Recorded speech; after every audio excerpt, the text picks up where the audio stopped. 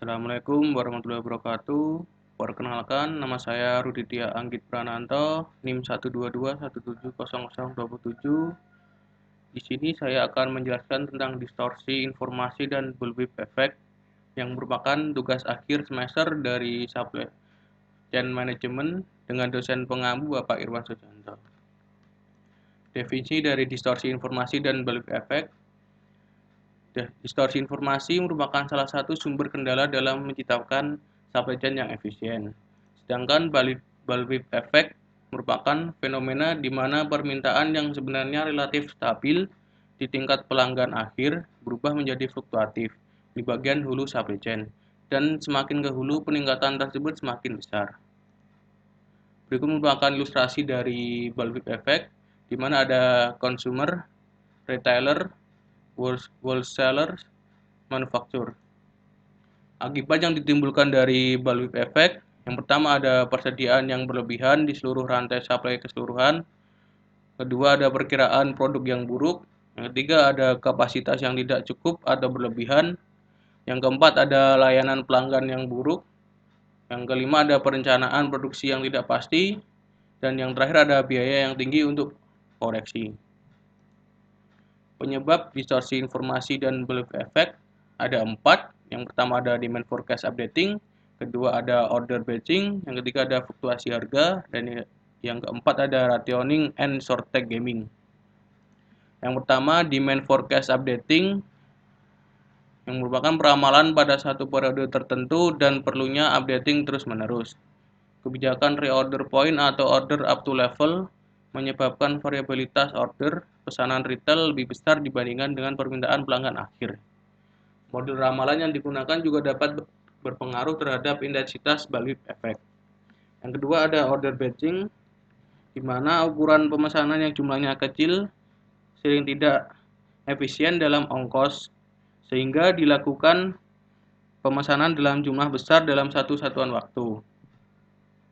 Yang kedua ada produksi, juga sering dilakukan sistem batch, jumlahnya besar dalam satu satuan waktu, serta pengirimannya pun jumlahnya besar dalam satu satuan waktu untuk menghindari ongkos yang tinggi. Yang ketiga ada order mingguan dari retail lebih fluktuatif dibandingkan penjualan ke pelanggan akhir.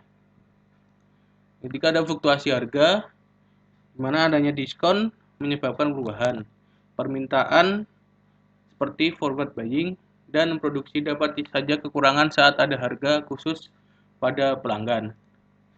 Pada saat harga normal, stok di retail banyak, sehingga pemesanan ke distributor dapat distorsi selama 2-3 bulan. Stok menumpuk menyebabkan ongkos produksi meningkat. Yang keempat ada rationing and short tag gaming, mana permintaan lebih tinggi daripada persediaan. Retail sering berusaha untuk meningkatkan permintaan. Permintaan sering tidak terpenuhi 100%. Pada saat persediaan cukup, maka pelanggan merubah pesanan atau membatalkannya. Kasus seperti ini sering terjadi saat menjelang hari raya dan tahun baru. Cara mengurangi bullwhip effect. Yang pertama ada information sharing, di mana pemanfaatan teknologi dapat membantu melakukan information sharing. Apabila data penjualan diketahui pihak supply chain, maka ramalan permintaan bisa dibuat lebih seragam.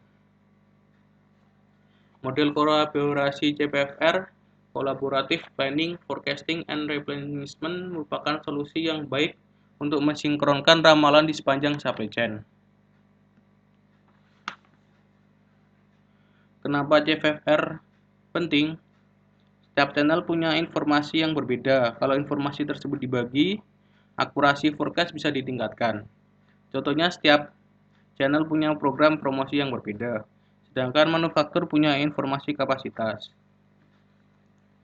Kedua ada menciptakan stabilitas harga. Untuk menghindari reaksi forward buying, maka frekuensi dan intensitas kegiatan promosi parsial harus dikurangi. Diarahkan ke pengurangan harga secara kontinu. Jika ada memperpendek struktur supply chain, dengan cara ini mampu mengetahui langsung pola permintaan pelanggan akhir, Semakin panjang dan kompleks struktur suatu supply chain, semakin besar kemungkinannya terjadi distorsi informasi. Yang keempat ada pengurangan ongkos-ongkos tetap, di mana ukuran batch yang besar adalah salah satu sumber terjadinya bullwhip effect. Melakukan pengurangan waktu setup mesin, melakukan inovasi pada manajemen transportasi dan distribusi. Untuk bisa pengiriman dalam batch kecil dibandingkan besar. Waktu siapa dikurangi just in time. Yang kelima ada pemendekan lead time, itu mengubah struktur atau konfigurasi supply chain, mengubah modus transportasi atau cara inovatif seperti cross docking dan perbaikan manajemen penanganan order, penjadwalan produksi maupun pengiriman lebih baik. Mengukur bullwhip effect. Menurut Franco dan Water 2000, ukuran bullwhip effect di suatu eselon supply chain adalah perbandingan koefisien variansi dari order yang diciptakan dan koefisien variansi dari permintaan yang diterima eselon yang ada. Rumusnya adalah BE sama dengan CV order dibagi CV demand. Dimana CV sama dengan S standar deviasi dibagi rata-rata. Misal nilai BE sama dengan 4,73, maka nilai tersebut menunjukkan bahwa variabilitas permintaan meningkat 4,73 kali, yang merupakan akibat dari kebijakan order retail tersebut. Birgem bullwhip effect. Demonstrasinya, pertama ada terima kiriman, persediaan bertambah, dan menunjukkan inventory in transit satu periode. Pabrik memajukan work in process satu periode. Yang kedua ada lihat incoming order dan kirim sebanyak yang diminta. Kalau permintaan lebih besar dari inventory, kirim sebanyak stok yang tersedia. Yang ketiga, mencatat inventory atau backlog pada record sheet. Backlog adalah akumulasi kekurangan yang harus dipenuhi. Semua permintaan harus dipenuhi, tidak ada lost sales. Yang keempat, majukan order satu periode. Pabrik mengambil bahan baku sebanyak yang tertulis di production request.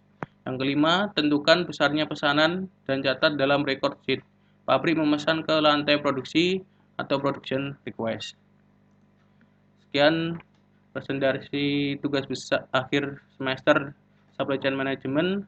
Kurang lebihnya saya mohon maaf. Wassalamualaikum warahmatullahi wabarakatuh.